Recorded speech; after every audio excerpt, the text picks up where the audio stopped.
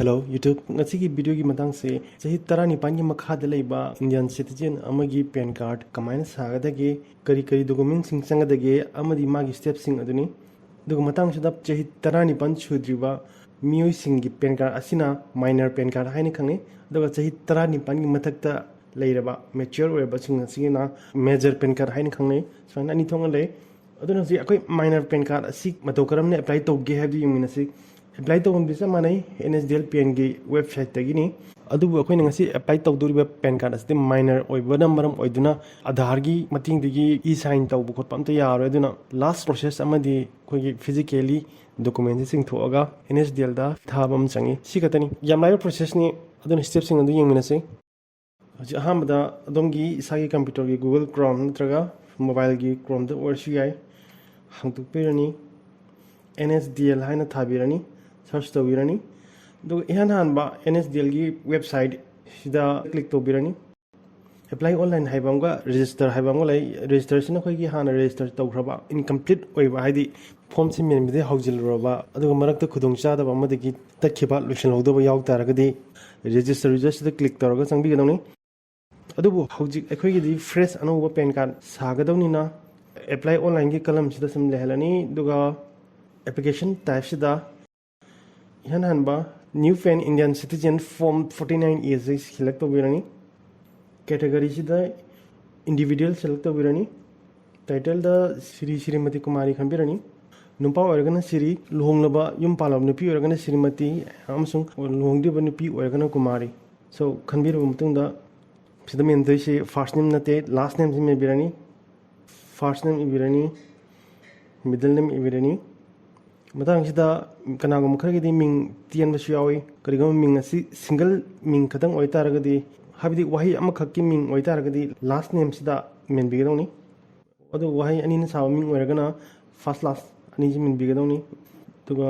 hojik dero barki panel sidagi magi dero bat khanbirani ing sok sing email ID hapirani email ID si matang sida yam maru oi aduna hojik sina ba email ID hapigedoni phone number hapirani duga makai checkbox se tick tawro matungda makha da pirve captcha se hapa matungda submit tawbigadoni submit tawro matung isagi token number ma generate tawrani thairiba token number asi isagi mail da su lagani token number si note tawro thamigadoni habidi kaiguma gi form se marakta takhiba targa su ne yadaba nataga mai mutkhiba targa su resume tawbi ana option gi token ne do hojik continue with PAN application form se nabirani aduga hojik sigi step sida isagi sagadori PAN card asigi document sing ase kamaina thajan ba pamge habidani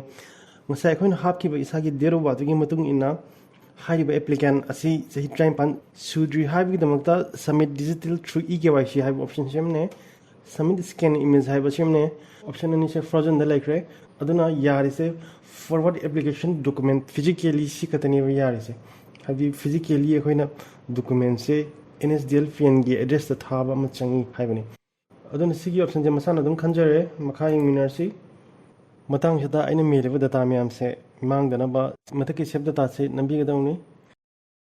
makha ing minesi physical PAN card pami na taga pamde habdani yes option se default ni yes pami hana khanbirani aduga fees applicable sida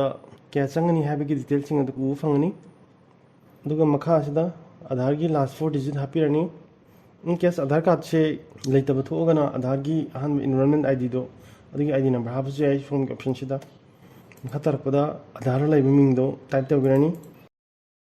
makha ching de birani sing sai ni main keep sing do ni makha ching de birani gender kalam sida isagi gender khambiramani aduga si kalam sida applicant se ming ani su rahabani aduna sude no have option sida thambirani aduga makha gi parent details sida single mother oitaragadi single mother gi ming de apply to pamra habani agi oina di pamde aduna default no se samle hale makha sida father gi last name hapirani first name hapirani last middle name hapirani mother name se optional ni aduga kanago father lai hidraba magi mother name se magi PAN card gi father gi jaga da pami hai taragade mother name se mathak sida membiraga makha gi mother name se check to bigidawni ai kesi da di pamde father name se damne hele mother name se option ni melamdre then next to irani mathangi step sida ahamada source of income minor ina no income select to irani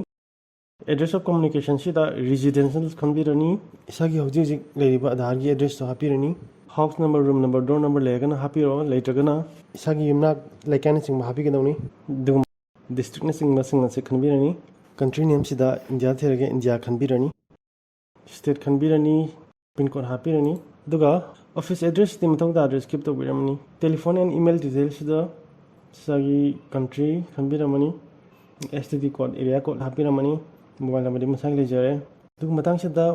representative SSCC amaruni minor pen habdi chahi try pan sudriba miyo magi pen card sata gadi magi representative to wungamba habdi daitalo wungamba father ni khandi mother ni khandi or any other guardian amgi details angi chi hap to biade aduna makhai option sida yes na click to biram matungda representative SSCC gi details to hapirani ai kesida father adum hanjare gonna father gi details hapjunjare last name first name middle name address hapirani country name sida india khanbirani state sida manipuri khanbirani isagi pin code hapirani next tawirani mathang steps da area code AO type rank code AO number si kaino khoi da idea am ta leite duna sigi code singa se khangna bina makta makhagi for help on AO code sida indian citizens da select tawirani duga isagi state khanbirani duga isagi city khanbirani duga makhasida area code mari fange ba manipuri oina sida isagi area code si khang taraga di dum habjan be ko su kaide kariguma khangre hai taraga su yan han ba ese circle impal si khanbi ko su kaide ai ke sida su ese circle impal si khanjare duga next nambirani aduga sigi pesida isagi proof of identity proof of address date of birth chingbagi documents sing do khanbirani ahamgi identity sida Aadhaar card खंजरे address proof सिदसु Aadhaar card दम खंजरे अदुगा date of birth सिदसु आधार दम खंजरे अदुगा मखाई declaration सागी pen apply तोरिबा मीदुना तेको सागी representative SSC ओइगिबा मागी father दुने दुना माई mummy से लेरे दुना मखागी select सिदगी representative SSC खनबिरानी place सिदा सागी प्लेस हापिरानी हापब मतुं ngasi डेट लेजरे सबमिट तोबिरानी दुग मथंग सिगी पेसिदा आधार कार्ड की अहान डिजिट निपान दो हापिरानी सिदा हापलब मतुंगदा कोनि मेन गिबो जिंग दु उबो फंगani असोबे यावरसु सेमदोकनबा मुनि बिगदौनी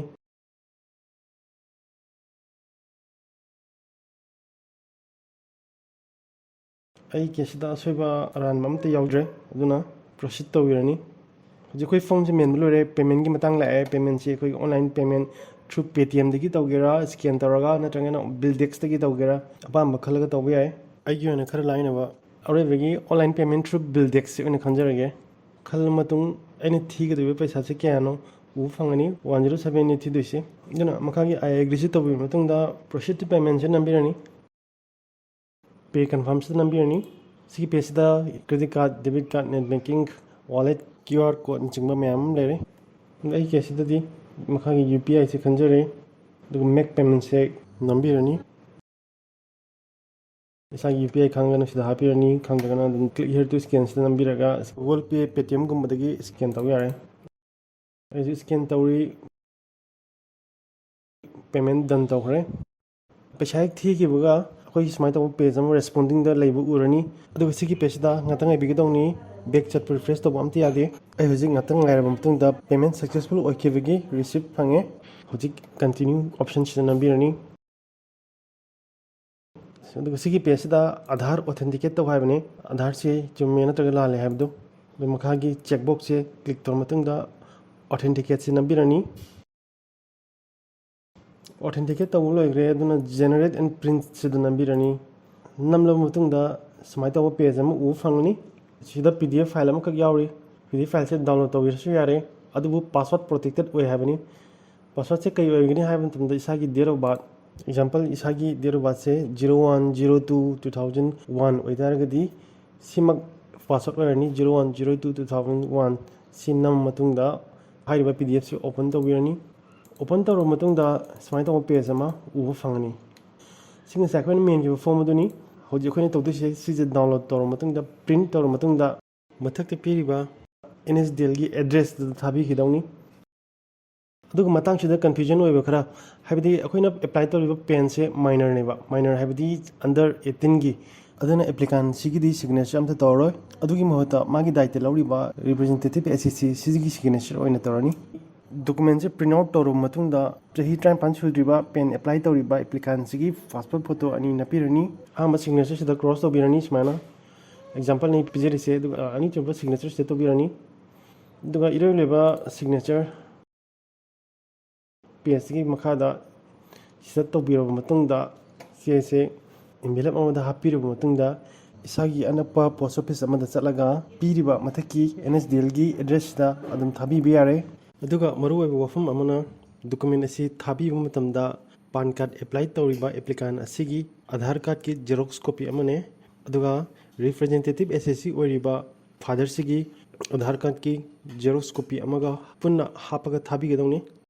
document se thakra matung hafta ama fawi manungda isagi mail natraga mobile number da isagi PAN number generate oire habigi message lakpa thengnarani amasung email da isagi apply tawkiba PAN card adugi soft copy oina PDF file amasu attach tarokani athu kai gi damakta hairiba PDF adu adum sijenabe yare aduga asengba isagi physical PAN card adudi 15 days fawi manungda isagi address da yawraklani aduga atopa wafam amana kanagoma chahi 19 gi matak PAN card leitriba oidaragana adugi su ai video semjakhrabani mamangda adu ai makha description box da su link hapchange aduga hoji screen da tholai batte sida click toroga su direct dum video do yengbibe yagani matang sida video solution jage khangdaba nuai tawa yaw targa su makha gi comment section da dum comment to biro thanks for watching